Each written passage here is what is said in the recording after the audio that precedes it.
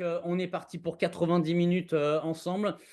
La présentation sur les 15 conseils pour doper son business et puis alléger la charge de travail. On va faire en sorte de le faire tenir dans 60-70 minutes pour que vous puissiez avoir le temps de nous poser les questions à la fin. On veut ça interactif.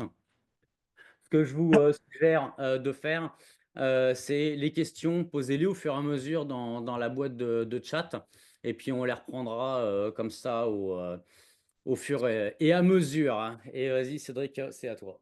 Parle-nous de Thomas. Et c'est parti, je fais la petite introduction. Du coup, on va prendre un cas, alors qui est fictif, mais pas si fictif que ça, parce que, finalement, on retrouve assez souvent les mêmes patterns, dans les défis que rencontrent les agents. Et aujourd'hui, c'est le cas de Thomas, qui est agent depuis 5 ans. Thomas, il a une problématique, c'est que, bah, il gagne déjà bien très correctement sa vie, c'est pas tant une problématique que ça, mais la vraie problématique derrière ça, c'est que, finalement, il court partout, mais vraiment tout le temps et ça devient difficile. Parce que lui, il s'imagine doubler son chiffre d'affaires, mais il se dit que si il continue à faire la même chose que ce qu'il fait actuellement, s'il double son chiffre d'affaires, il sera mort. Parce que, bah, il se dit qu'il bossera 2 fois plus et ce n'est absolument pas ce qu'il a envie. Mais ce que Thomas ignore, comme finalement, beaucoup de professionnels de l'immobilier, c'est qu'il existe une autre voie. Une voie où, bah, il gagne non seulement mieux, mais qu'il travaille plus intelligemment et moins. Et c'est ce qu'on va expliquer à Thomas. On va lui donner des astuces, et des conseils pour lui expliquer comment il peut faire pour atteindre son but, bah, de doubler son chiffre d'affaires tout en travaillant moins qu'avant. C'est clair. Et puis Thomas, en fait, seul le prénom est fictif, les situations sont bien réelles. Je dirais c'est un condensé de bien des agents qu'on accompagne. Donc juste avant de commencer, on va se présenter. Je vais commencer pour ceux qui ne me connaissent pas. Papa fois 2. D'ailleurs, j'ai demandé à ma fille de faire moins de bruit juste avant de commencer notre live. Je suis né en France, je vis au Canada depuis 18 ans. J'ai été agent 10 ans, responsable d'agence pendant 10 ans en France. Et puis, bah, la différence, vous ferez la soustraction. Au Canada, j'ai commencé, j'avais 21 ans, j'en ai 49. J'ai mis fin à j'ai fermé mon agence le 30 avril de cette année pour bah, me concentrer sur la croissance des autres. Ça a été un grand saut pour moi parce que depuis qu'on fait avec passion quelque chose depuis 28 ans, bah, ça n'a pas été facile de prendre cette décision, mais elle s'est faite au fur et à mesure. Parce qu'en fait, je me suis rendu compte qu'au fur et à mesure de transmettre aux autres, et ben, franchement, ça me faisait vraiment kiffer. Et justement, en 2023, j'avais reçu le prix du mentor de l'année. Donc ça, c'était vraiment une consécration. Si vous pensez que je parle vite, vous avez raison. Dans ma tête, ça va encore plus vite, hein. TDAH à fond dans le tapis. Et puis à fond, ça c'est pas mal ma punchline, c'est fais-le à fond, fais-le pas du tout. Et avec mon associé que vous avez juste à l'écran, bah, Cédric, on a cofondé Collably. Je pense que vous voyez les communications en ce moment sur les réseaux sociaux, ça fait un carton, qui est une plateforme collaborative entre agents et le Mouvement Réflexe, qui est la société de coaching. Et puis, comme j'avais pas aussi assez de trucs à faire, j'ai écrit un bouquin qui s'appelle Leadership toi-même. Vous pouvez pas le trouver en librairie, vous pouvez le trouver sur notre site coaching.yanraoul.com. La version papier, bah, c'est moi qui les envoie. La version numérique, vous pouvez l'avoir directement en quelques secondes. Et sur la version numérique, il y a bah, tous les profits du bouquin à hauteur de 10 dollars qui sont reversés à une association française qui vient pour lever des fonds pour lutter contre les cancers pédiatriques, une cause qui me tient bien à cœur. Donc, même si le papier c'est cool, bah, prenez la version numérique, comme ça on fait du bien dans notre communauté. Et puis, bah, maintenant à toi, Cédric. Yes, et puis, bah, je me présente rapidement aussi. Bah, 36 ans, papa de 2 enfants aussi, un grand en avant et une toute petite qui a 1 an. Donc c'est assez sport en ce moment, à la maison, mais c'est très, très cool. 12 ans d'expérience en marketing, 7 ans précisément dans l'immobilier. Donc je sais plus ou moins de quoi je parle. J'ai été coach en stratégie marketing, formateur marketing pour, plusieurs milliers d'agents, immobiliers maintenant. Bah, Yann m'appelle le ninja de l'automatisation. Et puis j'ai cofondé avec Yann, donc le mouvement Réflexe et cofondateur aussi de Collably dont on vous a déjà parlé. Donc voilà pour moi. Yes, Donc, on a parlé de Thomas et on a parlé de sa problématique et on va pouvoir vous délivrer des conseils en se concentrant sur 5 phases spécifiques. Donc la première, c'est la plus importante à mes yeux, c'est de faire un état des lieux stratégique de sa situation. C'est-à-dire prendre du recul, en fait, sur ce qui se passe dans son business et regarder vraiment dans les détails ce qu'on peut mettre en place pour aller plus loin. Du coup, c'est on clair. enchaîne sur le conseil numéro 1. À toi, Yann. Ouais, conseil numéro 1 et en fait, cette phase-là, elle est super importante parce que ça sinon, ça serait comme quand on va chez le médecin et puis qu'il nous file une ordonnance en copier-coller, sans faire de diagnostic. Pour moi, il y a un non-sens par rapport à ça et que pour nos business, hein, c'est la même chose et au niveau de l'état des lieux, pour garder les choses simples et actionnables tout de suite, moi, ce que je suggère à chaque fois, c'est, en termes de chiffres, d'analyser son panier moyen. Alors panier moyen, Mmh. c'est tout simple, hein, c'est, vous prenez, toutes les propriétés que vous avez vendues, vous additionnez le montant, de toute la valeur de ces propriétés. Donc si, par exemple, vous avez vendu, je sais pas moi, 10 maisons à 500 000, bah, ça fait, 5 000 000 de volume et vous divisez par le nombre, de transactions. Bon là, c'est pas compliqué dans mon calcul, hein, ça fait 500 000 de moyenne. Et ça permet d'éliminer aussi, la maison stratosphérique à 2 millions ou, le petit appart, défoncé à 50 000, pour arriver à avoir des chiffres assez clairs. Et ensuite, c'est le calcul des honoraires moyens. Donc là, même mécanique, hein, c'est tout simple, hein. Vous additionnez votre chiffre d'affaires, que vous divisez, par, le nombre, de transactions. Ça vous donne les honoraires moyens et ça va vous donner en fait, la en moyenne, je vends des propriétés à quel prix et puis finalement, en moyenne, je gagne combien sur chaque transaction. Vous allez voir au fil, de la présentation en quoi c'est pertinent et un point donc là, c'est plus, pour le calcul des objectifs comme tels. Je veux faire tant de chiffre d'affaires, finalement, il faut que je fasse combien de ventes?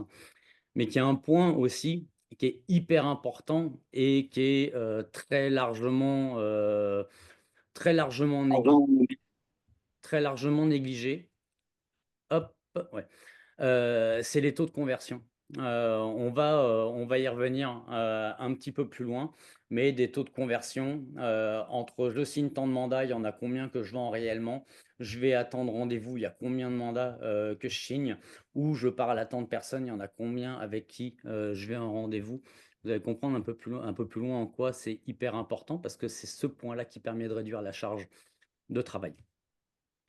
Moi, mon truc, pour, ce que j'ai appelé les tips de coach, pour les analyses de panier moyen et d'honoraires, mais surtout pour les paniers moyens, c'est minimum une analyse sur un an.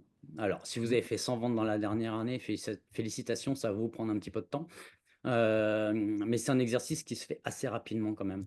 Hem, Idéalement, c'est de le faire sur 2 ans, mais l'idéal, c'est de le faire sur 3 ans. Qui permet, je dirais de parce qu'il y a des fois, il y a des années, dans notre métier, hein, comme je dis en rigolant, hein, il y a des années, c'est micro-ondes et il y a d'autres années, c'est resto 5 étoiles. Mais justement pour éliminer un peu les sommets et qui peuvent être exceptionnels ou les points de basse qui peuvent être tout aussi exceptionnels. Mais d'arriver, à avoir une vision assez claire des choses. Parce que si par exemple, pendant, je sais pas moi, pendant 3 ans, vous faites 100 000 et «accidentellement» entre guillemets, vous faites 1 million, que vous partez sur une base de 1 million, ça risque de fausser les statistiques. Après, il y a bien des nuances à faire hein, dans un audit. Le, nombre de ce que je disais, le nombre de transactions notariées, le nombre de mandats signés, le nombre de rendez-vous, ça notarié, c'est facile à retrouver. Vous prenez vos comptes, de la dernière année. Le nombre de mandats signés, vous prenez votre registre des mandats, vous savez combien vous en avez fait. Là où ça peut prendre un petit peu plus de temps, parce qu'il faut repasser au travers de vos agendas sur l'année, c'est le nombre de rendez-vous que vous avez effectués. Et ça, il est hyper important.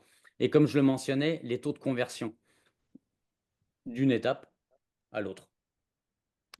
et que ce sont ces taux de conversion qui vont vous permettre de déterminer des axes d'amélioration. Alors moi, je vous en donne quelques-uns. Si par exemple, vous voulez améliorer votre nombre de rendez-vous, vous voulez plus de rendez-vous, il y a un élément, c'est d'améliorer les sources d'acquisition. Je vous un exemple concret, si par exemple, vous faites, votre source de business, hein, c'est, que du porte-à-porte, on sait globalement qu'on va avoir autour de 1 sur 50, 1 sur 175, 1 sur 75 à peu près. Mais que si on vient travailler dans notre sphère d'influence ou dans nos bases de données, globalement, on va arriver sur un rapport de 1 pour 10, 1 pour 15. Donc c'est beaucoup plus c'est 8-9 fois plus, 8-9 fois plus productif. Pour obtenir aussi, par exemple, des meilleurs rendez-vous, au-delà des sources, mais il y a qu'est-ce qu'on dit? Alors moi j'aime bien, je suis assez brut de décoffrage, mais si on dit tout le temps la même chose, par exemple, et que ça marche pas, bon, ça serait peut-être intéressant d'aller explorer d'autres façons de dire les choses, bah, obtenir des meilleurs rendez-vous, de les obtenir et puis après d'obtenir des meilleurs. Au niveau, amélioration de rendez-vous à mandat, en exclusivité, parce que les exclus qui aiment ça, comme ça, là, juste comme ça. OK, c'est cool. Ceux qui ont pas levé la main, c'est bon, vous pouvez faire il y a Yaquaponais ou peut-être Génotaire, je sais pas. Mais on sait très bien que, si les mandats simples, allez, statistiquement, moi je regarde sur les 100 derniers agents que j'ai accompagnés, globalement, on en vend 10 ou 20 de ce qu'on signe et les mandats exclus, on en allez, entre 50 et 80 pour cent. Donc on gagne plus d'argent, on ça nous prend moins de temps et puis, bah, moins de temps, soit on fait plus de chiffre d'affaires, et puis moins de temps aussi, on peut avoir plus de temps libre. Je sais pas, plus d'argent et un peu plus de temps juste pour soi ou sa famille. Ouais, cool. Ouais, on est alignés. Il y a un truc, hein, qui est super important par rapport à ça, c'est que si on passe quand on est en rendez-vous et puis qu'on y va avec en mode relou avec nos books, globalement, on voit bien qu'en 2025, ça marche pas super fort. Parce que le temps d'attention, des gens en rendez-vous, on parle pas d'il y a 20 ans, hein, maintenant, il est super court. Les rendez-vous, il faut qu'ils se fassent beaucoup plus courts et puis surtout que les gens aient le feeling qu'on s'intéresse à eux et c'est ce que j'appelle de passer d'un mode vendeur, alors le book relou, à, consultation. Donc consultant, ça pose des questions, ça s'intéresse aux gens, et ça marche vraiment mieux. Les taux de conversion, c'est juste stratosphérique. Et puis en dernier point là-dessus, c'est d'améliorer le taux de conversion des mandats signés à une vente réelle et puis, bah, pour ça, mieux vendre le prix et on sait qu'en ce moment, c'est super relou, autant au Québec qu'en France, hein. Parce que, il y en a plein, ils ont, je sais pas, un F3 pourri, ils veulent vendre ça au prix d'un château ou alors parce qu'ils ont planté un cerisier avec Robert, qui est le grand-père, en 92 et puis on se retrouve avec des prix qui ont rien à voir. C'est vraiment, ça, c'est vraiment compliqué et puis pareil pour l'exclusivité, souvent parce qu'ils y trouvent pas du sens. Alors pour ça, vous allez voir, je vous ai mis plusieurs pictos, dans la présentation. Cédric, je te laisse le soin de hop là, je l'ai fait, couper le son.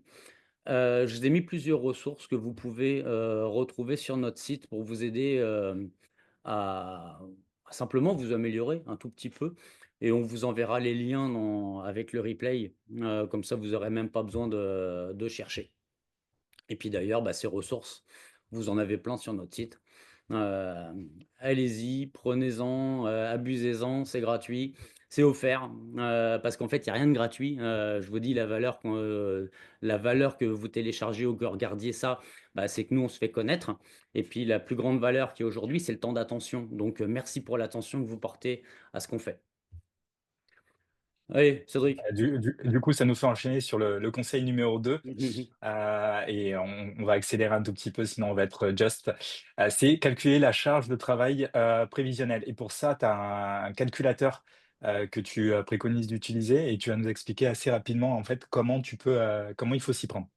Bah, en fait, c'est tout simple, hein, c'est que quand on a calculé, son chiffre d'affaires moyen, qu'on veut faire, par rapport au chiffre d'affaires moyen qu'on fait, et que le futur chiffre d'affaires qu'on veut faire, et les honoraires et cetera, on a, un total de transactions à faire et que pour avoir ces transactions, bah, faut vendre les mandats, faut aller signer les mandats, faut aller faire les rendez-vous et en fait tout ça, ça se calcule et en fait, c'est ça que j'appelle la charge de travail prévisionnelle.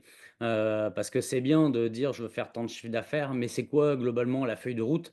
Heu, il est là le game, hein. Et que si vous dites, «Bah, tiens, je vais faire, ça mais en, 72 semaines dans l'année», bah, tout bad parce qu'il y en a que 52. Mais que si vous voulez aussi réduire votre charge de travail et ça vous permet de déterminer: «OK, bah, combien je vais avoir pour de vrai de rendez-vous vendeurs, à effectuer? Combien je vais en avoir par mois, au total, par mois, par semaine et après par jour?»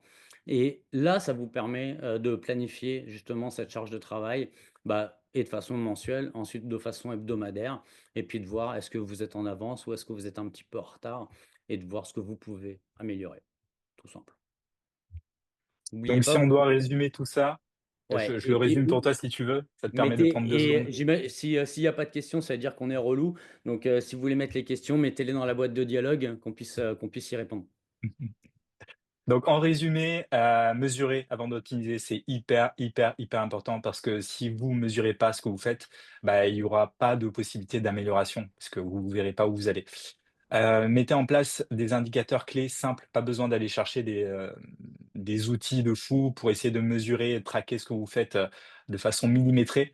Ce que vous devez aller chercher, c'est taux de conversion, nombre de rendez-vous, et cetera et tous les éléments qu'on a présentés, en amont et le dernier point, c'est calculer vos objectifs parce que sans ça, aucun moyen de savoir où est-ce qu'on veut aller encore une fois.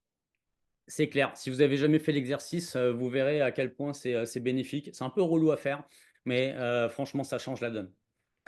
Phase numéro 2, améliorer ses sources d'acquisition de business, bah, pour générer plus de rendez-vous, des meilleurs rendez-vous, mieux qualifiés et aussi avec moins d'efforts.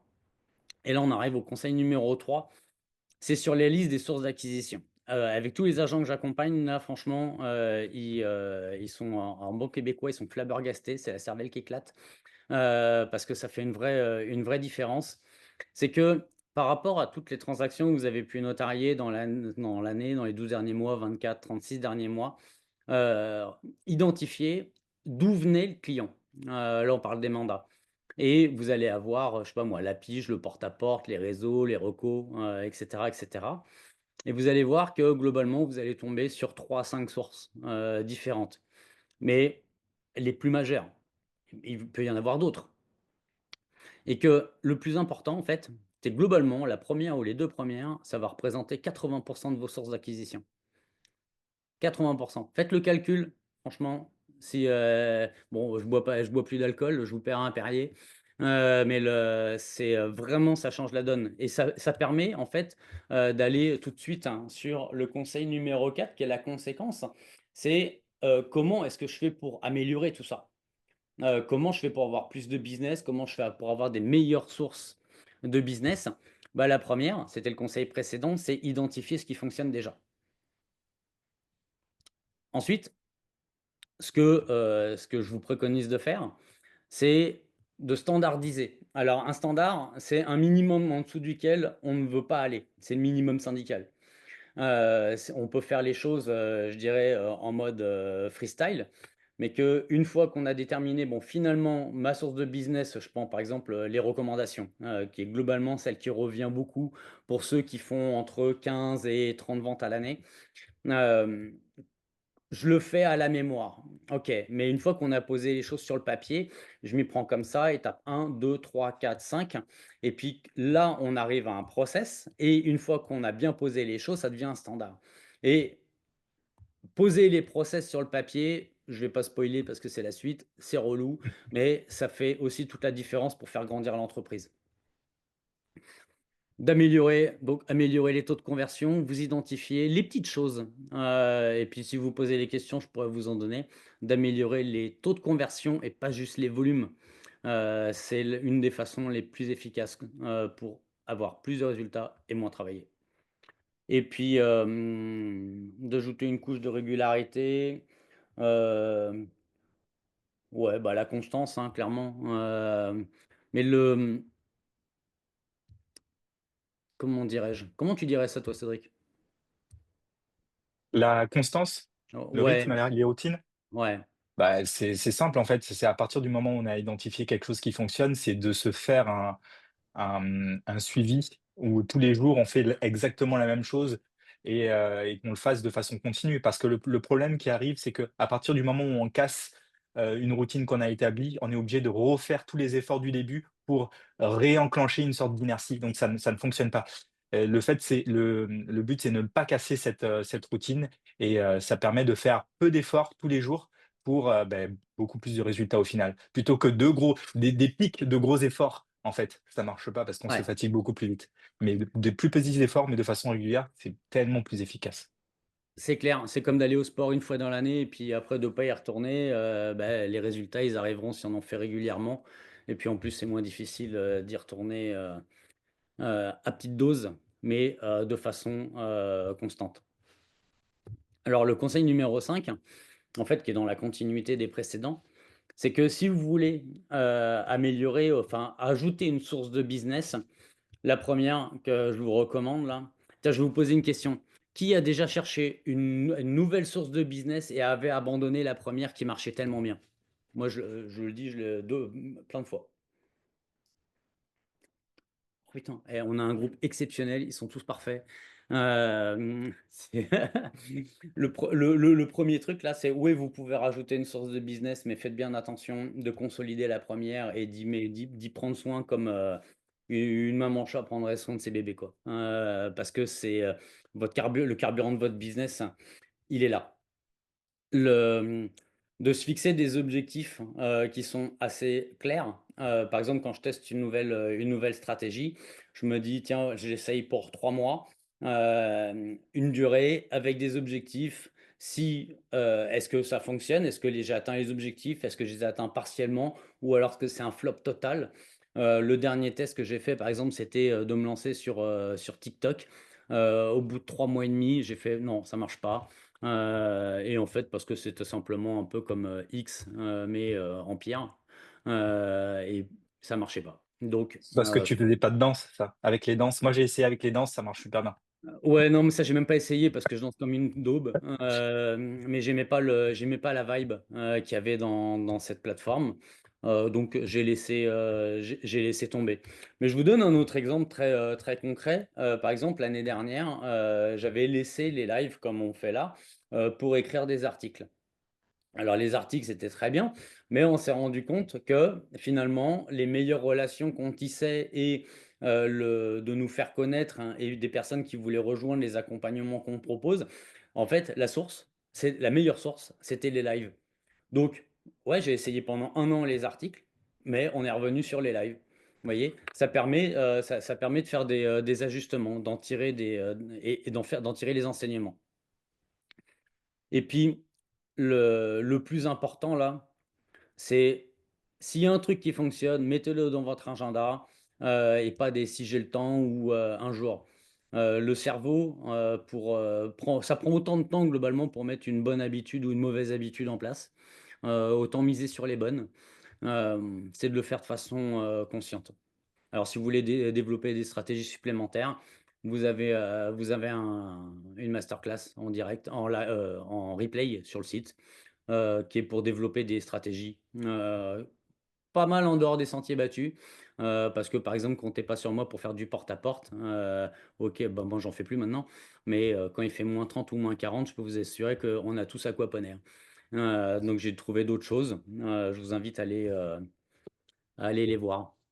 Allez, 20-80, Ah, la 20-80. fameuse loi de Pareto, que Ah j'adore oui, cette loi. Franchement, oui, ça se vérifie pour énormément de choses et à plus forte raison pour l'immobilier. C'est qu'on constate, en fait, si vous faites le calcul, dans vos CRM, si vous faites le calcul de, des différents éléments dont on vous a parlé tout à l'heure, vous verrez que 20 de vos clients vous prennent 80 du temps. En général, c'est ça. Et ouais, surtout 20 de vos clients ont drainé 80 de votre mental, toujours. Et la finalité, c'est qu'aussi 80 de votre CA va venir de 20 de vos mandats. Ça se vérifie. Alors, on dit 80-20, on arrondit, mais en général, on est autour des 75-78 pour le reste. Mais on est globalement tout le temps systématiquement dans cet ordre-là de grandeur. Et je vous invite à faire le calcul. Vraiment, c'est assez. c'est assez impressionnant de voir que, ça se vérifie dans, quasiment 100 des cas. Du coup, je te laisse Ouais. continuer, Nian. Ouais, et puis, que c'est surtout, ceux qui veulent bosser, les clients qui veulent bosser uniquement en mandat simple et qui nous cassent les pieds sur les honoraires, je peux vous assurer, là, c'est 80 de relous, qui nous prennent 80 de notre temps et puis, c'est à cause d'eux qu'on n'arrive pas à dormir. Ceux-là, plus vite on les tège, mieux c'est. On les jette.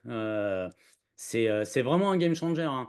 Moi, il y a une punchline, que j'ai sortie dans mon bouquin là. C'est qu'à partir du moment où on fait ce luxe de choisir, on prend ce luxe de choisir avec qui on travaille, là on connaît vraiment une super grosse croissance. Et c'est pas parce que on a de la croissance qu'à un moment on vient dire non au relou. C'est l'inverse qui se produit. On prend une décision. Les clients, ils ont le choix de travailler avec qui ils veulent, et ben nous aussi. On se met droit dans ses bottes avec ma punchline de début de rendez-vous que j'adore. Monsieur le client, il va y avoir trois possibilités. Soit on veut bosser ensemble, soit vous voulez pas, soit je veux pas. On y va? Ouais. C'est c'est assez puissant. Mais tout Mais ça écoute, là, ouais. non, non, vas-y, vas-y, je te laisse, continuer. Voilà, il y a plein de conseils, dans cette présentation. Je vous le cache pas, vous ne pourrez pas tout faire en un jour, hein. Donc priorisez, regardez ce qui parle le plus pour vous, mettez-le sur votre feuille de route et puis, donnez la priorité à ce qui est, réellement, prioritaire. Et puis du coup, sur la phase 3, on y arrive, c'est de structurer son activité, beh, comme une vraie entreprise, ce qui permettra de pas courir partout, et avancer avec une certaine méthode. Et c'est là qu'on voit en fait, quand on est en coaching, avec Yann, souvent c'est le cas. C'est qu'on arrive à un moment où on veut faire énormément de choses, on n'a pas encore de structure et là, ça peut devenir compliqué parce qu'on part dans tous les sens littéralement et du coup, on arrive au conseil 7. C'est clair et puis avec ma petite pyramide pourpre, que bien des gens connaissent parce que moi j'en suis fan. Les priorités, ça commence par se former, apprendre, parce que, bah, quand on veut mettre quelque chose en place et qu'on ne sait pas le faire, bah, faut apprendre à le faire. Priorité numéro 2, trouver des clients, prospection, marketing. Ensuite, bah, c'est de négocier des contrats, hein. Faut aller faire des rendez-vous, faut signer les mandats. Ensuite, il va falloir visiter les propriétés. Bon, entre-temps, il y a des étapes, hein, mais visiter les propriétés pour faire les ventes. Et après, il va y avoir toutes les tâches administratives. Donc, saisir les mandats, les notaires, et cetera, et cetera. Et que les priorités, ça va de la base vers le sommet. Et la délégation, si à un moment donné, vous voulez grandir, vous ne pourrez pas tout faire tout seul, hein. Ça, no way. Beh, d'abord, on délègue les tâches dites administratives. Et il y a un truc que vous ne pourrez jamais déléguer, c'est votre cerveau. Donc, bah, se former, c'est un truc permanent. Et Conseil du coup, numéro le conseil 8. numéro 8, si tu veux, j'enchaîne, c'est Vas-y. d'analyser son temps et ça, ça me tient particulièrement à cœur parce que c'est quelque chose que je ne faisais pas, que j'ai commencé à faire. Les conseils qu'on vous donne, c'est des trucs que nous aussi on met en place, hein. Donc on rencontre les mêmes défis, donc c'est pour ça que c'est d'autant plus intéressant. Je me suis rendu compte qu'en fait sur une journée type, je savais précisément ce que je voulais faire, mais je ne savais pas précisément ce que je faisais heure par heure, minute par minute et j'ai commencé à traquer mon temps pour savoir où est-ce que mon temps passait. Parce qu'à la fin de la journée, je me disais toujours: «Ah waouh, le temps est passé super vite, j'ai encore ça, ça, ça et ça à faire et je suis pas passé au travers» et d'analyser ce temps-là, ça permet de prendre conscience, bah, du temps qu'on perd et sur quoi. Et il y a un outil qui est assez, cool à utiliser. Alors il y a une version payante, mais il y a une version gratuite qui est tout aussi efficace, et qui permet d'avoir vraiment un retour qui est, très fin. C'est Toggle Track, avec mon merveilleux accent, anglais. C'est un outil qui va venir traquer, sur le navigateur tous les éléments qui sont faits en fait, sur internet et sur l'ordinateur. Moi, ça m'a permis de prendre conscience qu'en fait, toutes les micro-minutes où je revenais sur LinkedIn ou sur les réseaux sociaux et ben, en fait, tout ça cumulé, ça fait ça fait beaucoup d'heures dans la journée et donc C'est clair. de contracter ça en un bloc temps, c'est 1 heure de LinkedIn le matin pour effectuer ma prospection, pour parler, pour échanger avec des gens et puis après c'est fini dans la journée, j'y reviens 30 minutes le soir et ben ça m'a fait gagner un temps considérable. Clairement et Je sais puis pas si tu voulais, la version gratuite de Toggle, elle permet carrément de faire le boulot. Moi, c'est un truc que je fais, 1 fois par an, où je mesure tout pendant 2 semaines. Alors oui, il y a tout ce qui est sur le navigateur, qui va être automatisé. Mais pendant ce laps de temps des 2 semaines, même parce que je peux pas traquer sur l'ordinateur, je le note dans Google, je suis en train de faire ça. Et faites l'exercice, vous verrez, en fait, souvent on fait les bonnes choses, mais on les fait pas forcément au bon moment et que vous verrez le nombre d'interruptions, qu'on a quand on fait une tâche, Mmh. par exemple, c'est juste catastrophique. Et un exemple, moi, de ce que j'ai changé, dans ma routine de travail depuis maintenant 1 an, c'est par exemple, c'est tout le marketing, je le fais le lundi matin, d'une semaine sur l'autre. Donc si vous pensez que sur les réseaux sociaux ou en marketing, on en fait beaucoup, bah, c'est vrai. Mais tout est planifié à l'avance. Mais il y a un bloc, c'est entre 2 et 3 heures le lundi matin, je prépare tout à l'avance. Et du coup, on donne des exemples, hein, parce que c'est des exemples, de Thomas, mais, Thomas étant fictif, c'est des vrais exemples qu'on a rencontrés dans nos coachings. C'est passer, par exemple, 3 heures par semaine sur Canva, alors que ça peut être délégué ou batché pour aller beaucoup plus vite. Passer 1 heure par jour à répondre, aux mêmes mails, alors qu'en fait, ces mails-là, on peut créer des templates pour y répondre beaucoup plus facilement. Faire 10 rendez-vous dans la semaine, mais seulement 2 qui se concrétisent. C'est qu'en amont, ce qu'on peut faire, c'est revoir la qualification, du client, des prospects. Donc, c'est vraiment très important de comprendre ça. Je vais reprendre l'exemple de Canva qui est vraiment l'exemple qu'on a eu très récemment et qui est flagrant. C'est qu'on ne peut pas se permettre de passer 5 heures, 6 heures, 7 heures sur quelque chose qu'on ne sait pas bien faire. Et qu'on peut facilement déléguer et qui va prendre 1 heure, au lieu de nous prendre 5 ou 6 heures.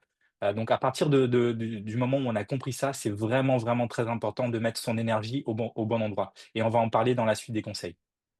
Clairement. Et puis sur la dernière ligne, moi, que je trouve aussi très importante là, sur le nombre de rendez-vous, il y en a 10 qui se concrétisent. Vous pouvez, oui, revoir la qualification en amont. Vous pouvez voir aussi la façon dont vous confirmez, les rendez-vous. Et puis après, là où il peut y avoir une surcharge de travail, assez importante, c'est qu'en fait, oui, on a planifié qu'on avait un rendez-vous, mais on n'a pas planifié, de façon carrée qu'il y a toute la préparation d'un rendez-vous qui est à faire et il y a tout ce qui vient après. Et ça, comme j'en parlais dans un process, donc je fais ça, puis ça, puis ça, puis ça. Et ben, ça permet vraiment de prendre conscience et si vous faites l'exercice, vous vous rendrez compte que, il y a une phrase favorite chez les pros de l'IMO, hein, puis moi j'en suis un, hein. Ouais, mais ça prend pas longtemps. Mais ça prend pas longtemps, mis bout à bout là, ça prend des semaines. Et justement, conseil numéro 9. Et c'est incroyable, hein, on avait dit avec Cédric là, conseil numéro 8, on y est à 9h30, on est pile dans le timing, c'est exceptionnel, on progresse.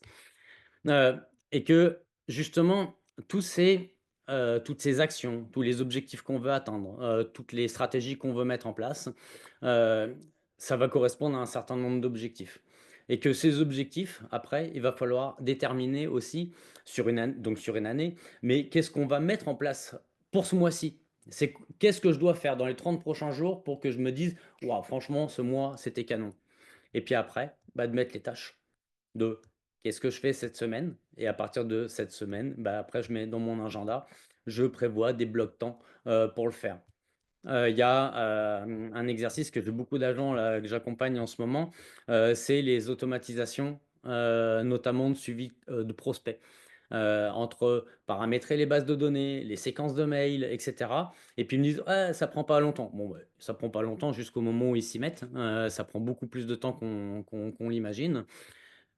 Si vous voulez paramétrer, par exemple, une séquence, globale, de travail, voilà, ce mois-ci, je veux que la séquence, elle soit faite en entier. Bah, semaine 1, je paramètre la base de données. Semaine 2, j'écris les mails. Semaine 3, je, mets, en place l'automatisation. Semaine 4, je fais les tests. À la fin du mois, c'est réglé. Ou, c'est comme, ceux qui veulent faire des vidéos, par exemple, sur YouTube. OK? Bon, bah, il me faut une vidéo qui soit publiée dans 30 jours. Semaine 1, je trouve les thèmes. Semaine 2, j'écris les scripts. Semaine 3, je tourne les vidéos. Je mets en ligne la semaine 4. En fait, de découper, façon, gestion de projet. Et le truc le plus important, parce que globalement, on est, relativement correct, on va dire, en termes d'efficacité sur planifier. Mais on prend jamais le temps de déterminer ce qui marche et ce qui marche pas. Jamais, jamais. C'est le truc qui change la vie chez les agents que j'accompagne. Au départ, il y a comme une espèce d'euphorie: «Ah ouais, c'est trop bien» et puis, 3 mois plus tard, ils lâchent tout. Et puis après, bah, ils reprennent dans les mauvaises habitudes. Moi, ce que j'appelle le temps d'analyse, je le fais le vendredi matin, juste après mon meeting avec Cédric. Je le fais alors 9 à 10, c'est avec Cédric, 10 à 11, c'est ce temps-là. Qu'est-ce qui a bien marché? Qu'est-ce qui n'a pas marché?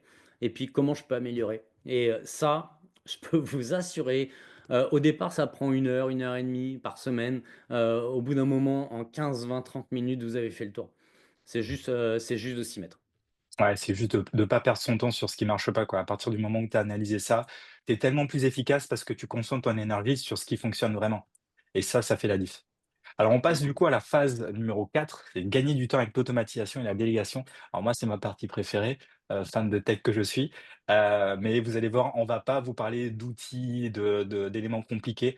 On va rester sur des choses hyper simples à mettre en place, pour le coup. Et vous pouvez mettre en place tout de suite.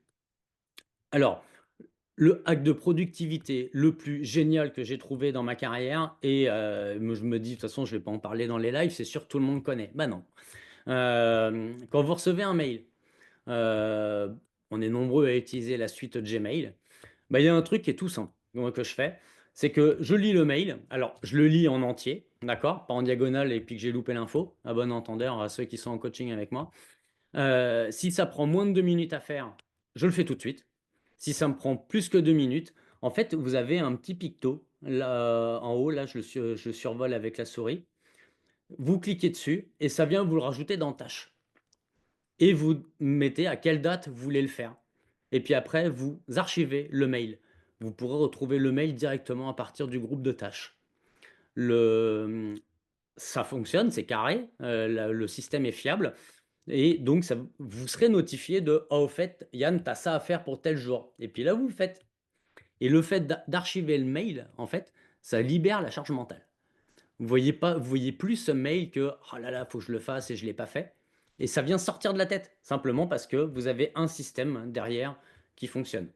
Ouais, plutôt que de le garder en non lu et d'avoir une liste de 150 emails qu'on doit traiter et du coup on a la tête comme ça, de le basculer en tâches et de l'archiver. Et Effectivement. ç et ça, franchement, ça change clairement la donne. Allez, le taux horaire, vas-y Cédric. Alors, non mais celui-là c'est ton préféré, je te laisse en parler. OK. Prenons un exemple, hein, c'est que si vous faites 150-200 000, par exemple, de chiffre d'affaires, à l'année, que vous travaillez, grosso modo, dans les 1 800 heures, j'ai pas fait le calcul, là tout de suite là, mais globalement, vous allez arriver à un taux horaire entre 80 et 100, € de l'heure et ça veut dire quoi? C'est que quand vous faites des photocopies, par exemple, ou je sais pas, vous, envoyez un dossier à un notaire. Alors les photocopies, bah, figurons que si vous aviez une adjointe, elle est payée 25 $. Bah, quand vous faites des photocopies, que vous valez 100 et ben, vous faites le même travail, vous faites des photocopies pour 100 $. Donc vous perdez 80 toutes les heures. Je sais pas, ça vous parle? Et ça, cet indicateur, moi, c'est celui que je préfère avec Cédric pour savoir est-ce qu'on le fait nous-mêmes ou est-ce qu'on le délègue? Parce que c'est pas évident de déléguer. Et puis nombreux d'entre nous, on est des petites sociétés, où, c'est pas facile, disons que si on devait se prendre, par exemple, une adjointe administrative ou un adjoint administratif, à temps plein, on n'a pas forcément les moyens de le faire. Mais il y a combien de petites tâches qu'on est capable de déléguer à d'autres personnes avec des freelances? Il y en a plein, il y en a plein et ça s'est archi développé, notamment suite au covid, où il y avait énormément de monde qui était employé dans des entreprises et qui étaient experts et qui ensuite ont décidé de se mettre à leur compte. Et juste d'ouvrir cette perspective, moi je peux vous assurer, ça change la donne parce que Cédric, avant le Covid, il était salarié, post-Covid, il s'est mis à son compte, et ben j'ai été le chercher.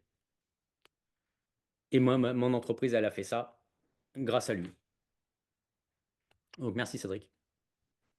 Ça fait plaisir. Arrête, tu vas me faire rougir. Non, mais il y a des opportunités. Le marché du travail a changé. Le monde des entreprises tel qu'on l'a connu il y a 20 ans, il est plus du tout le même et que déléguer, c'est pas, asservir quelqu'un, C'est vous faites grandir votre entreprise et vous faites grandir l'entreprise d'un autre. Et puis, au lieu d'avoir des charges salariales avec toutes les charges, enfin, on sait comment ça fonctionne en France, hein, c'est du vol. Bah, vous développez d'autres entreprises en même temps et vous développez la vôtre. Tout le monde y gagne. Je te rejoins là-dessus. Du coup, on passe au conseil numéro 12, qui est une question qu'on me pose super souvent, vraiment, vraiment. C'est vu que je suis spécialiste en automatisation, la première question à chaque fois, c'est: «Cédric, est-ce que j'automatise?» Moi, j'ai trop envie d'automatiser mon CRM pour qu'en fait, quand le prospect me contacte, on lui envoie un email en automatique et qu'après, on rajoute dans ma base de données un tag qui fait que je peux savoir qu'il a reçu l'email, qu'il a ouvert et qu'on fasse ci et qu'on fasse ça. Là, je fais: «Wow, wow, wow, wow, wow, wow, doucement». N'automatise pas, ça ne sert à rien et les gens sont comme: «OK, pourquoi je ne devrais pas automatiser?» Pour plusieurs raisons. Déjà, on n'automatise pas une action qui n'a pas de process. Sinon on automatise, un chaos. Ça ne rime absolument à rien. Avant d'automatiser, il faut avoir un process qui est clair, pas que dans sa tête, mais aussi qui est clairement écrit sur le papier. À partir du moment où on a un process qui est clair avec des étapes précises, là, on va pouvoir automatiser efficacement parce qu'on a les étapes de l'automatisation, qu'on va pouvoir, mettre en place. Mais sinon, en fait, ça ne sert à rien. On va perdre beaucoup plus de temps à automatiser quelque chose sur lequel il n'y a pas d'étape, qui va entraîner un chaos supplémentaire, qui va nous faire perdre du temps et de l'énergie et on va vouloir en fait, régler avec un freelance et on va perdre du temps, on va perdre de l'argent. Bref, ça ne fonctionne pas. Par contre, si on a un process établi, quelque chose de clair qui est écrit, qui est mentionné quelque part dans un document ou autre, là, on va pouvoir, évaluer si on peut l'automatiser. Et comment évaluer si on doit automatiser quelque chose? C'est simple, il y a 3 critères à prendre en compte. Le premier, c'est l'impact. Est-ce que cette automatisation, si je la mets en place aujourd'hui ou demain, il y aura un vrai impact sur mon activité? Ça, c'est vraiment un point à prendre en compte. Le deuxième point, c'est la complexité. Est-ce que c'est quelque chose que, c'est une automatisation que je peux mettre en place moi rapidement? Est-ce que ça va me demander 2 heures ou est-ce que ça va me demander 20 heures? Parce qu'il faut que j'apprenne à maîtriser l'outil, il faut que j'apprenne comment on fait des automatisations, il faut que je comprenne globalement comment ça fonctionne et que je le mette en place. Très clairement, si c'est beaucoup trop complexe et qu'on passe, beaucoup de temps dessus, il n'y a pas forcément d'intérêt à le faire nous-mêmes, encore une fois, peut-être le déléguer. Et le troisième élément, c'est l'urgence. Est-ce que réellement cette automatisation que je veux mettre en place, est-ce que c'est pas un objet brillant? Est-ce que c'est quelque chose qui va vraiment être utile? Est-ce que c'est urgent? Si c'est pas urgent, si on veut automatiser des posts LinkedIn ou des posts Facebook, est-ce que dans la liste des éléments, à impact à automatiser, est-ce que c'est vraiment important? Est-ce que c'est vraiment le plus urgent? Et puis, très clairement, par rapport à ça, là, pour amener les choses, en mode très terre à terre, c'est s'il y a un truc, ça vous prend, 20, vous le faites, à la mano, et que ça se répète, 15 fois dans la semaine, ça vous prend 20 heures et que ça peut s'automatiser, oui, ça peut être pertinent de le faire. Enfin, c'est pertinent de le faire.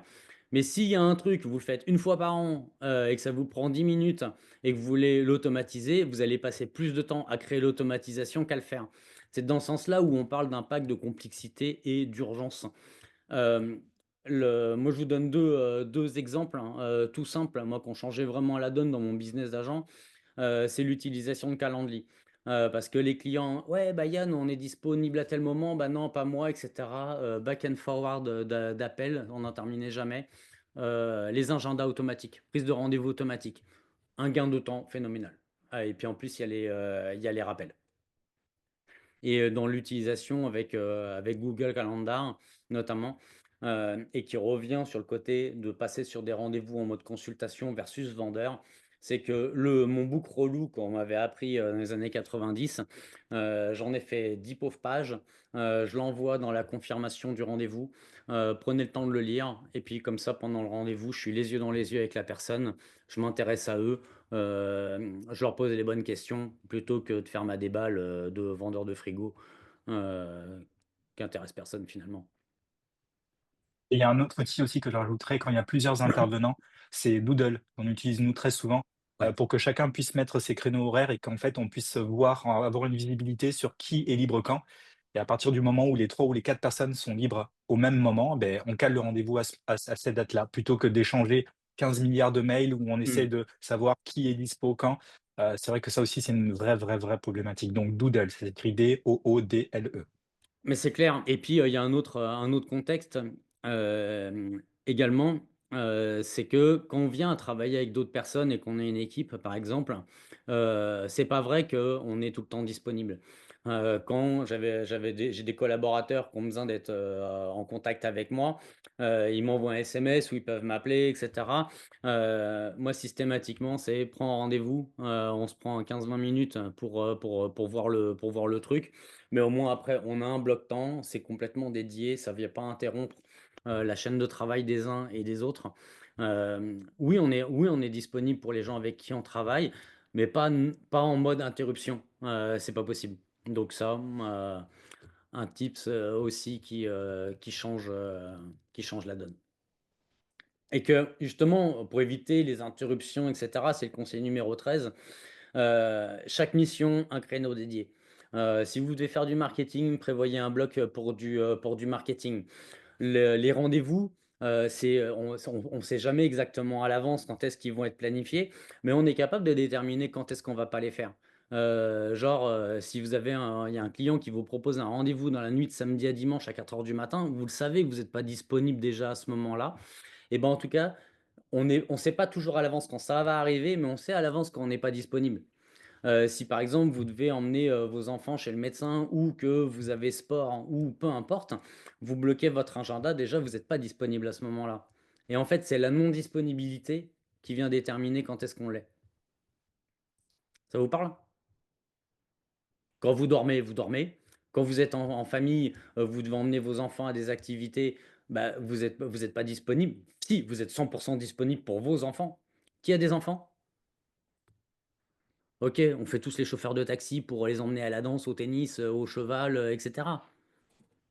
On vit tous la même chose. Et vous voyez, par exemple, dans cette ère où il faut communiquer, et cetera, bah, si vous faites tout sur le fly, au moment où ça vous tente, la communication va pas être cohérente. Mais que si vous prenez le temps de dire: «OK, ouais, voilà l'objectif, comment je peux m'y prendre?» Vous prenez 2 ou 3 heures, à un moment donné dans votre semaine, arriver à vraiment structurer le truc. Je peux vous assurer qu'il va y avoir un avant et un après, sur votre captation de business. On parlait de délégation. Donc on parlait des tâches administratives, mais par exemple, quand vous commencez, imaginez vous êtes un je suis sûr qu'il y a que des killers, hein, sur l'écran. Il y a un truc, quand vous faites, je sais pas moi, 40 ventes dans l'année. Ce qui est cool, c'est que vous avez de l'activité, vous avez des clients, mais il y a un truc que vous avez beaucoup moins, c'est du temps. Et il y a d'autres personnes, eux, ils ont gavé de temps et puis pas trop de clients. Et là, on peut commencer à arriver à déléguer de façon ponctuelle. Imaginez, vous êtes, à Nantes hein, et puis dans la région de Nantes, hein, il y a des agents avec qui vous aimez bien travailler. Et ben, simplement, vous avez les mandats, vous pouvez plus vous occuper des acheteurs.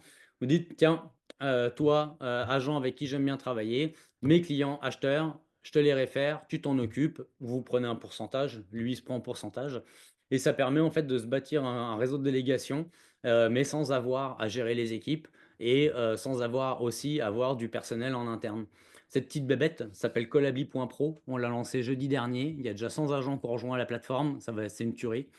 Allez vous créer un compte, c'est gratuit. Vous pouvez déjà envoyer du business. Allez tester. Il y en a la moitié sur l'écran déjà qu'on crée leur profil. C'est super simple d'utilisation. Je ne rentrerai pas dans le détail aujourd'hui, mais de toute cette histoire, c'est 10 ans de travail.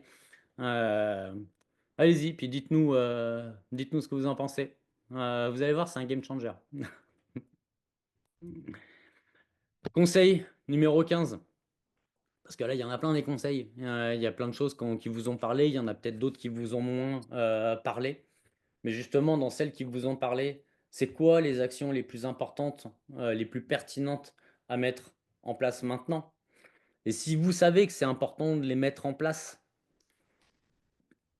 et que si vous faites rien, c'est quoi les conséquences? Je donne un exemple. C'est qu'un changement, une action importante, arriver à prendre du temps pour moi ou d'arrêter de dire à mes enfants: «Bah, je peux pas, j'ai notaire», et puis qu'ils nous attendent à la maison.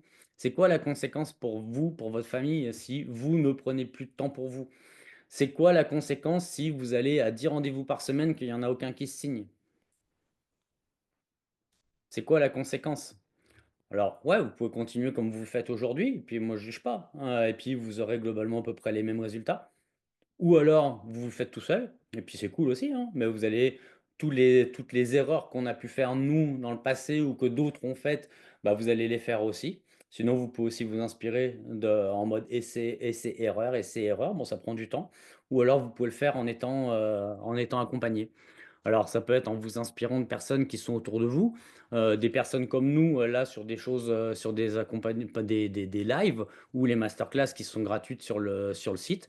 Ou alors vous pouvez être accompagné pour, être guidé, étape par étape. Juste comme ça là, un truc vous dites: «Eh franchement ça serait cool quand même que je puisse mettre ça en place». Ludovic, je te sens inspiré. Donc Ludovic Godard, pas Delphine. C'est moi. Ouais. Ouais, non, moi, clairement, c'est la provenance du mandat puisque je vais rappeler un temps, que les moins de 20 ans peuvent pas connaître, avant 2000, ou dans les années 2000, le porte-à-porte, c'est ce qu'on faisait énormément et je continue à l'appliquer, même si ça peut être usant. En France, il fait moins froid qu'au Québec, mais j'ai quand même, une grande réflexion aujourd'hui. Je vais me plaindre j'ai des problématiques de riches, je sais que j'ai pas le temps de tout gérer, en fait, avec l'équipe. On a énormément d'estimations, on a des mandats qui tombent, on essaye de tendre vers les 50 d'exclus, donc la question c'est est-ce qu'il y a un lâcher prise? Mais en fait, moi, c'est une des questions que je posais, c'est en fait, c'est dans quantifier la provenance des mandats. D'où ça vient? Est-ce que c'est mon porte-à-porte? Est-ce que c'est la notoriété?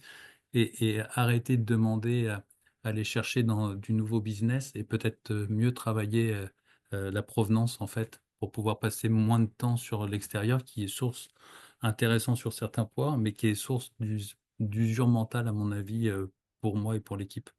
Donc c'est pour ça que je te pose Mmh. une des questions, c'est quel est le taux de transformation, qui pourrait être bon par rapport à ce nombre de rendez-vous pour après derrière avoir une sorte de ligne, directive Ouais. ou un seuil se dire: «Ouais, là, je suis bon» ou «Là, non, tu t'es planté, en fait, faut que J'ai tu reviennes noté, sur tes bases». merci beaucoup et puis j'ai noté Voilà, la question, OK, il je était vais trop y tard. répondre, je vais répondre ensuite. Une autre personne, un truc qui vous a parlé, et que vous dites: «Ah ça serait quand même pas mal que je mette ça en place». Ouais, vas-y Philippe ou allume ton micro. Alors il y a un truc qui m'a, beaucoup parlé, c'est, déjà, voir les indicateurs clés et puis améliorer mes sources de rentrée de mandat, c'est-à-dire de voir où c'est que j'ai les meilleurs résultats puis améliorer ça. OK, cool. Ça, c'est la grosse chose que je dois faire pour l'instant parce qu'après il y en a beaucoup d'autres, hein, mais, on va commencer par ça. C'est clair, hein, parce que quand on fait ça, en fait, hein, si par exemple vous prenez, je sais pas moi, mettez, un gros pétard hein, au milieu d'un champ, le truc il va partir dans tous les sens, hein. Ça va oui, il va y avoir un niveau d'énergie, mais dispersé. Mais ce même pétard, vous pouvez le mettre dans un canon et puis, l'énergie elle est super concentrée, c'est démultiplié. Et en fait, c'est de déterminer, est-ce qu'aujourd'hui je fonctionne comme un bâton de dynamite au milieu de nulle part? Ou est-ce que, je mets ça dans un canon pour démultiplier l'impact en mode laser, quoi. Cool, merci Philippe. Déborah, je te sens inspirée? Salut Yann, et en plus j'allais Salut. parler, tu vois? C'est bien. Bah Tu oui. as eu le nez fin. Ouais, ce que j'ai bien aimé, c'est, analyser son temps. En fait, c'est hyper bien, je pense que je vais le faire avec l'équipe dès la prochaine réunion. C'est, ce côté, sur 3 jours, noter un peu le temps que ça te prend alors nous, on a une assistante administrative, mais on fait quand même pas mal d'administratif, Ouais, compromis, tout ça et le temps qu'on peut perdre, je pense, enfin, c'est lié avec le clé de créer des blocs temps dans l'agenda et je pense qu'on perd un temps, on peut gagner au moins 1 heure par jour, je pense minimum, sur du business, que sur des choses, inutiles, et donc sur ces 3 jours, je pense que de faire le test, je pense que ça peut être hyper intéressant et un peu révélateur, justement sur cette organisation qu'on veut avoir. Donc ça, je vais le mettre clairement. en place assez rapidement, ouais. clairement. Et je te suggère de le faire plus sur 2 semaines que sur 3 jours, parce que Oui, 3 oui, jours, en plus, ouais, pour avoir un vrai recul et une vraie analyse. Ouais. ouais, parce que ça sera pas, sinon ça sera pas, comment dirais-je, représentatif, Représentatif, Oui, ouais. ouais, exact. C'est vrai. Ouais, ouais. Donc, clairement. Alors, il y en a qui sont assez carrés, analytiques, et puis tout se passe bien, Madame la Marquise. Il y en a d'autres, ils sont tellement submergés ou qui ont besoin d'être aidés, accompagnés. Ça, c'est la phase 5, c'est notre conseil spécial numéro 16. Peut-être qu'on est un peu parti pris parce que c'est les accompagnements qu'on propose. Il y en a un, 2, 3, 4 1. Il y en a 4 sur l'écran qui ont déjà participé à cet accompagnement, où justement, où on met en place un plan clair avec, au départ, vous voulez que dans 30, 45 jours, il y ait ça qui soit arrivé, et ben on le met en place. La méthode qu'on a développée a été en mode testé et approuvé, et c'est 100% terrain. Et oui, on est dans de l'accompagnement de groupe, mais croyez-moi que pour animer des groupes, je suis pas un 2 de pique. J'arrive à faire les choses pour arriver à personnaliser au niveau de chacun, et que s'il y a des entreprises de coaching qui sont là juste pour la carte de crédit, puis après qui laissent tomber les gens, je peux vous assurer que je suis et on, parce que je suis pas tout seul, on est hyper rapide pour vous donner des réponses. Alors, Nadia, Marjorie, Philippe, Yolande. Si j'ai menti, vous éteignez l'écran. Si je dis la vérité, vous levez la main comme ça. Ok, je vous remercie, c'est cool. Le programme, en fait, il y a 3 gros bundles de formations qui vont toucher tout ce qui est planification stratégique, planification des affaires, donc objectifs et stratégie, et également, in fine, le Ikigai ton business, hein, un truc super japonais qui vient d'ailleurs, mais que j'ai complètement adapté pour l'immobilier, qui, en bout de ligne, c'est en gros, c'est d'arriver à monter une boîte qui nous ressemble. Il y a 4 lives en direct où on vient décortiquer par rapport à vos vraies problématiques. Il y a plein d'autres choses, des templates d'email pour les suivis clients. Alors plutôt que d'aller vous cogner des rédactions improbables, on a des experts qui les ont fait. Par exemple, ceux qui veulent créer des books acheteurs, vendeurs, etc., vous avez des templates. Vous avez juste à changer votre photo et rajouter votre nom. Juste avant, faites une copie, parce que sinon, après, tout le monde s'appelle Philippe Bongibaud et travaille dans le même secteur, hein, Philippe. Et vous avez énormément d'autres ressources. En gros, pour arriver à faire simple, là, c'est en gros pendant 1 mois et demi, tu as ton coach dans ta poche, vos coachs, parce qu'il y a et le côté marketing, automatisation avec Cédric, et moi plus le côté technique de vente, organisation, spécialiste métier, notre métier, le vôtre, le mien. On n'est pas des super-héros, c'est que si on arrive à personnaliser autant, c'est que on limite à 12 participants par cohorte.